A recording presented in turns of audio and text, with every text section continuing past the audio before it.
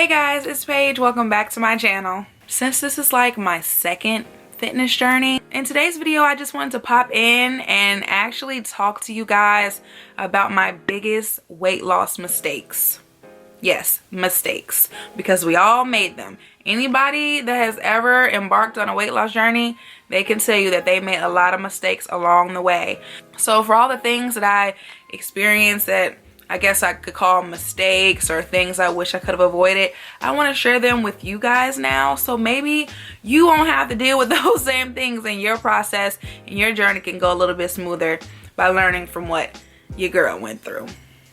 Okay, number one, guys, this is at the very beginning of my weight loss journey. Something that was a roadblock for me for so long, and it didn't have to be, and that was trying to outwork a bad diet. You guys, it is impossible. Take it from me, I have tried. It is impossible to outwork a bad diet. You cannot eat crap and then go work out and think you're gonna see the results that you want. You never will. You never will. As soon as I graduated from college, my best friend Brittany and I got memberships at the gym, and we were there like 5 days a week. And we would go to all the workout classes, all the spin classes, all the aerobic classes. And I'll never forget, our other best friend, Amber, was on the phone with me one day, and she said, because she lives in another state, she said to me, "So I see you and Brittany have been working out a lot. That's great. So have you lost any weight or seen any progress?" And I sat back and I thought about it for a second, and I was like, not really, but I haven't like gained any weight, so that's good, and I remember actually feeling really insulted that she asked me that. Like, how dare she ask me have I lost weight? What do you mean? I'm working my butt off. Why are you in my business? Like, it was so dumb. But guys, I would finish a large shrimp fried rice, which used to be my favorite. Like, they knew my voice on the phone when I would call to place my order. It was actually pretty sad.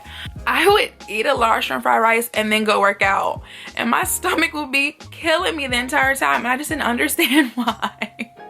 There were times that my friends and I would go to the gym and work out together, and then we would leave and say, "Hey, wanna go get tacos and margaritas?" At this point, like, knowing what I know now, I'm just like, you were wasting so much time. You could have done this so long ago, but you thought that you could work your way around it. You thought you could still eat a bunch of junk. You thought you could drink 12 mimosas at brunch every weekend and go to the gym and still lose weight.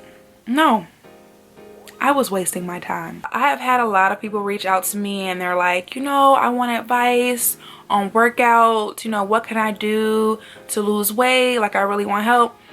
And I am always open to giving advice and helping, and I love when people ask me questions, but I always try to respond, and I want to start with what's most important, and I say, well, let's talk about the diet first before we even get to the exercise. And I've had people respond and say, I'm not so much worried about the diet, like, I really just want to know, like, what ab exercises you do.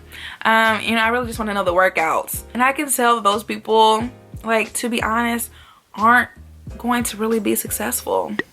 Because you telling me you don't care about the diet part, that means that you're not really serious about this. Because if you were, you would know that it's 80-20. 80% diet, 20% exercise. 20% out of 100, it's just not gonna cut it. You need that 80%.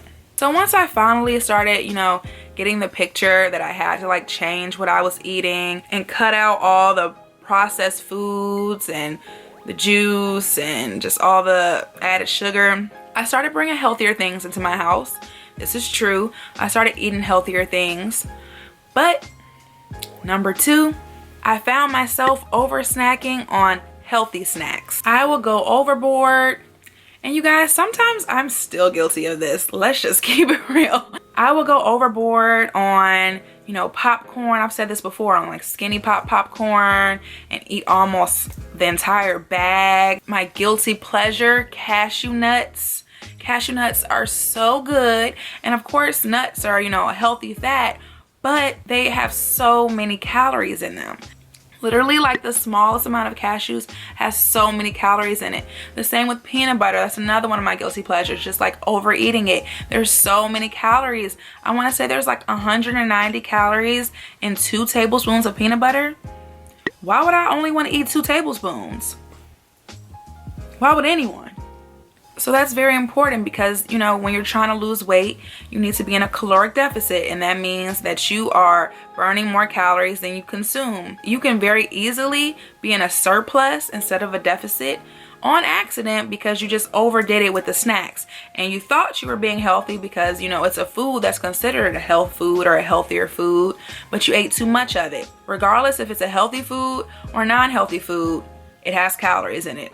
All food does, so you have to be careful. One tip to really control the overeating and the over snacking is something that I could not go without, which is my handy dandy food scale. I told you guys I just got a new one recently, and I weigh pretty much everything. When I'm like really trying to track my food and I'm tracking everything that I eat on MyFitnessPal, which is a very helpful tool, I use the scale so that I know exactly how much I'm eating. If I'm having popcorn as a snack, I'll check what the serving size is on the back of the bag, and that's how much I'll weigh out, and that's how much I'm eating.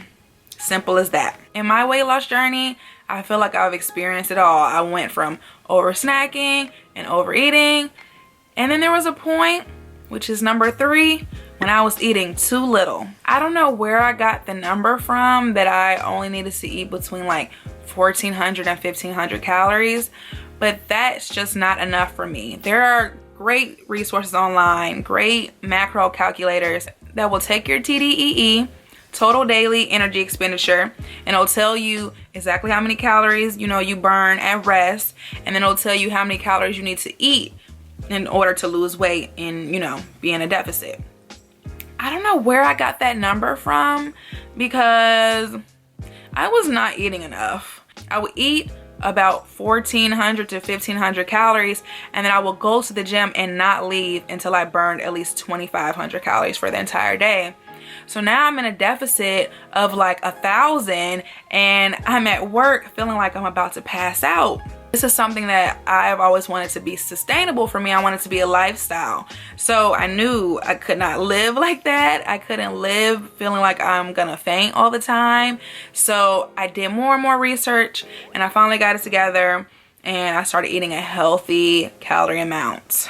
The crazy part is, I'm sure in my mind at that time, I thought that being in that big of a deficit was going to actually help me lose weight faster, but it was actually probably most likely stopping me from losing weight quickly. When you're not eating enough and giving your body the nutrients that it needs, it goes into defense mode. And now it's trying to protect itself from you. So whenever you do give it food, it's holding on to that for dear life, okay? And it's holding on to that fat for dear life because it's like, I don't know when she's gonna feed me again. It's really counterproductive, actually. Number 4 is also something that was way at the beginning of my journey. I was just really too afraid to get on that floor and work out on my own. Like, I always needed a friend as a crutch. When I had a trainer, I would only do weight training when I was with her once a week, and I would just, you know, go to a spin class or do some type of aerobics class that the gym offered. I was just so afraid to go out on that floor and pick up some weights. I was afraid to run on the treadmill in front of people, which is really ironic now because my most popular video, which has over like 105,000 views now. Thank you guys so much, it's so crazy. My most popular video is of me running on the treadmill.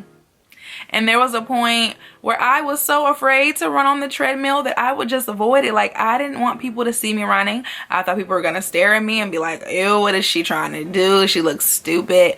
I don't know why all those thoughts were in my head, but nobody cares about what you're doing at the gym. Everybody's there focused on themselves. So go and do what you need to do. I've had some people comment on my HIIT cardio video, and they tell me, I want to, you know, try these sprints, but I'm scared to run on the treadmill. I have been there, sis. I have been there. And trust me, there is nothing to be afraid of. Once you get started, you're gonna be like, why was I afraid of this? And I discovered that there were plans I could buy online with demo videos.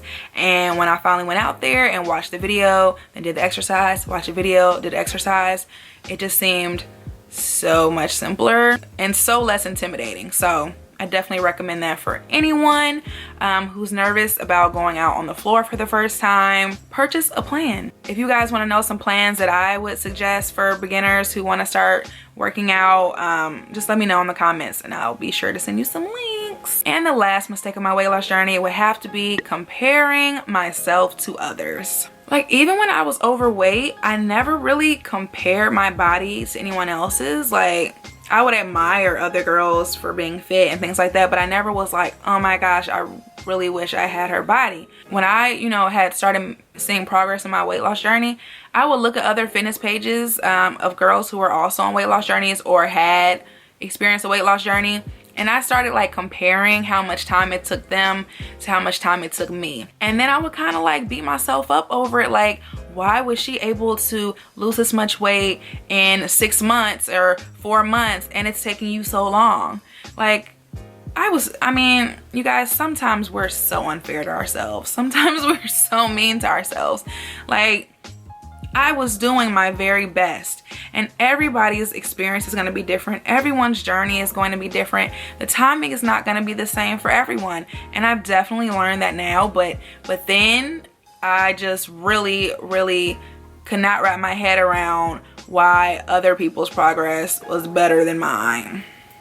Makes absolutely no sense. Like, it's great to look at other people for inspiration or motivation or to see the tips that they have, but even if you do the exact same thing as them, if you eat the same amount of calories as them, if you do the exact same workouts as them, your body might not change the way theirs did. Like, everyone is different. So don't do that to yourself. Don't even do that to yourself. Take it from me. Those are my 5 mistakes. I really hate to even call them mistakes. Those are the 5 lessons that I learned. And even with a couple roadblocks, here I am today, a whole lot healthier and a whole lot happier. And now I can take everything I learned from that first journey and use it in this new journey where I'm trying to do something a little bit different, but the concept's still the same and the number one goal is still the same, and that is my health. And that is my main priority always. If you guys enjoyed this video, don't forget to give me a thumbs up and subscribe if you haven't already. You made through the whole video and you haven't subscribed yet, like. And once again, I love when you guys comment and talk to me and I get to respond to you. It's so much fun. So leave me some comments. See you guys in the next one. Bye.